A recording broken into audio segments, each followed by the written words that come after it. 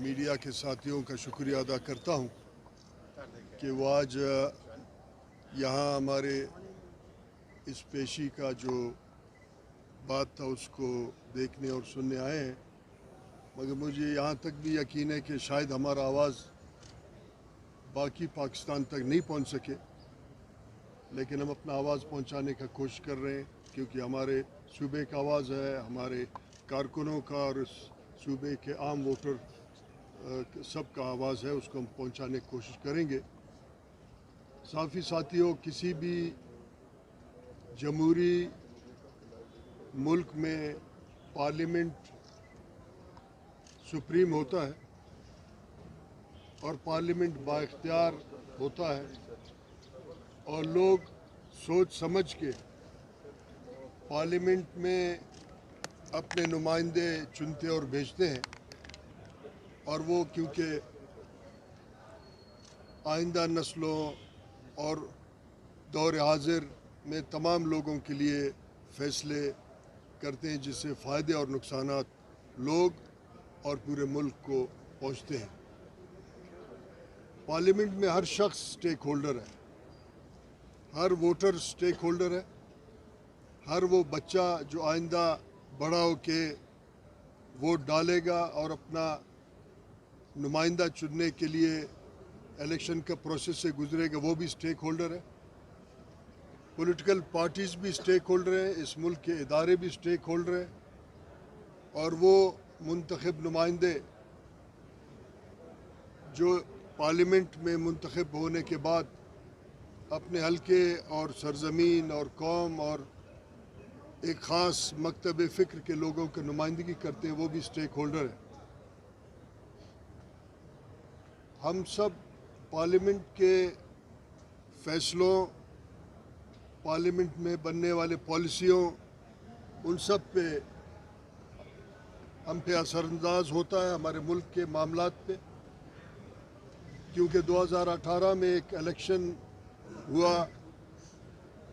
अक्सर पाकिस्तानी रिवायत के मुताबिक पॉलिटिकल पार्टीज़ ने उस इलेक्शन को मुनसिफाना और शफाफ करार नहीं दिया और रद्द किया उसको। हल्का NA 265 कोयटा के हवाले से भी एक इलेक्शन हुआ, और जहां हमें हमारे लीगल टीम, हमारे वोटरों को और बलूचिस्तान के हकीकी सियासी कारकुनों को 265 के इलेक्शन पे एतराज़ था, और हमने एक पेटिशन दाखिल की, और उस पेटिशन को 120 दिन में उसका फ़ैसला होना चाहिए था। बहरहाल इलेक्शन ट्रिब्यूनल ने उस वक्त जिसको जाली तरीके से मुंतखब किया, कासिम सूरी, जो बाद में डिप्टी स्पीकर भी बना, उसको नाअहल करार दिया, जो आज तक स्टे पे चल रहा है। यहाँ सवाल ये पैदा होता है कि वो पार्लियामेंट जिसके वक़ार, जिसके इंटेग्रिटी इस मुल्क के लिए लाजिम है, उस पार्लियामेंट में एक ऐसे शख्स को बिठाया गया जिसके 65,000 जाली वोट हैं, और ट्रिब्यूनल ने फैसला किया, और वोटरों का फोरेंसिक टेस्ट इस मुल्क का एक मोतबर इदारा जिसको हम नादरा कहते हैं उसने की। मगर यहाँ सवाल ये है कि वो पुरस्रार कुव्वत कौन सा है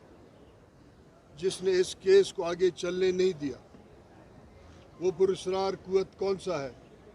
जिसने ऐसे एक शख्स जिसका पॉलिटिक्स में इस सरजमीन में कोई स्टेक नहीं है, और जाके उसको बिठा के डिप्टी स्पीकर, और वो मुसलसल आइन और कानून और पार्लिमानी रिवायत के ख़िलाफ़ एक ख़ास मकसद के लिए असम्बली का तमाम कार्रवाई चलाता रहा? वो पुरस्रार कुव्वत कौन सा है जिसने इस केस को इतना लंबा किया, और लंबा करने के बाद आज कासिम सूरी से ये काम लिया कि पूरा मुल्क, कौम, पॉलिटिकल पार्टीज़ मईशत आज एक बहुत बड़े बहरान की तरफ बढ़ रहा है। यकीनन कुछ लोग इसको एक नॉर्मल रूटीन का बात समझते हैं, मगर मैं मीडिया के तवज्जुह से ये बात करना चाहता हूँ जिस दिन इस तमाम अफरा तफरी, इस तमाम बड़े एक आइनी कानूनी इंतज़ामी बहरान का धूल बैठेगा, तो आप यहाँ देखेंगे न सिर्फ इस मुल्क का आइन टूटा है, बल्कि इस मुल्क के सालिमियत को भी दरारें पड़ी हैं जब ये धूल बैठेगा और आप इसको देखेंगे। और एक खौफनाक मंज़र इस धूल को बैठने के बाद आप सब देखेंगे। मगर यहाँ हमें शिकायत उन तमाम पॉलिटिकल पार्टीज से भी है जो अपोजिशन में बैठे हैं। उनके तमाम क़यादत से मैंने मेरे लीगल टीम ने, मेरे साथियों ने फ़र्दन बात किया और ये कहा कि एक ऐसे शख्स जिसका केस को बहुत पुरस्कार तरीके से रोका गया है, आने वाले दिनों में पॉलिटिक्स, पार्लियामेंट और इस मुल्क के आइंदा नस्लों के लिए एक बहुत बड़ा बहरान पैदा करेगा। मगर मसलतों का शिकार पॉलिटिकल प्रोसेस ने इस गैर कानूनी तरीके से मुंतखब होने वाले शख्स जो कि स्टे पे चल रहा है, 4 साल, लगभग 4 साल उसके चेयर पे बैठे रहे और बार बार बड़े अदब से उसको जनाब स्पीकर साहब कहते रहे। और जनाब स्पीकर साहब कहने वाले उस शख्स ने बार बार इस मुल्क के आइन, इस मुल्क के कानून को पामाल किया, मगर किसी न किसी मसलहत के ज़रिए पॉलिटिकल पार्टीज़ खामोश रहे, जिसका आज नतीजा ये निकला कि मुल्क एक बहुत बड़े आइनी इंतज़ामी बहरान से गुज़र रहा है, जिसका आइंदा आने वाले दिनों में एक बहुत बड़ा जो है बहरान आपको नज़र आएगा। मैं अपने लीगल टीम को, अपने साथियों को, सियासी कारकुनों को जो हर पेशी पे 4 साल से मुतवातिर आके पेश होते हैं, बाज़ औक़ात मैं ये समझता था कि शायद हमारे साथी इस पेशियों में, इस तवील अदालती प्रोसेस में थक जाएं, मगर हर पेशी पे तादाद बढ़ जाता था हमारे साथियों का और एक पुर एनर्जी तरीके से आते थे, क्योंकि हमारे साथी ये कहते थे कि हम एक सीट का जंग नहीं लड़ रहे हैं, हम इस मुल्क के पार्लियामेंट के इंटेग्रिटी, इसके वक़ार का जंग लड़ रहे हैं। इसीलिए हम तूल अर्ज़ से आते हैं ताकि इस इंतहाई अहम केस को हम अपने मौजूदगी में देखें और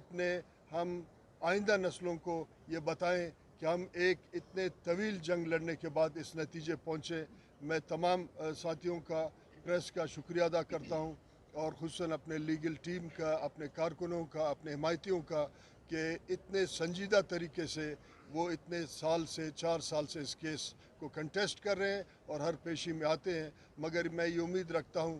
कि पॉलिटिकल पार्टीज़ जो किसी न किसी मसलहत के ज़रिए के तहत खामोश थे, आज अपना खुद एहतसाबी करेंगे और इस मुल्क को आइंदा आने वाले बहरानों से बचाने में अपना किरदार अदा करेंगे। यहाँ साथ साथ अफसोस का बात यह है कि पार्टीज़ के लिए वो पॉलिटिकल मुखबरों का दरवाज़े खुले हैं और जो ही यहाँ एक बात हुआ कि अदम एतमाद का केस चलेगा, सियासी मुखबरों के लिए दरवाज़े खुले रहे और वो आज PDM के तमाम मीटिंगों में नज़र आ रहे हैं। यानी ऐसे लगा कि वो एक पॉलिटिकल प्रोसेस के पैदावार हैं और इस तमाम जो है जद्दोजहद में वो हिस्सेदार रहे, मगर लग ये रहा है कि पॉलिटिकल वर्कर के लिए जो प्रिंसिपल्स पे पॉलिटिक्स करता है, इस समाज में जो है इस पॉलिटिकल पार्टीज़ और सियासी अमल का रास्ता बंद है और पॉलिटिकल मुखबर जो कि इक़्तिदार के सीढ़ी बनते हैं बाज़ औक़ात, उनके लिए दरवाज़े खुले हैं, जो कि इंतहाई अफसोसनाक।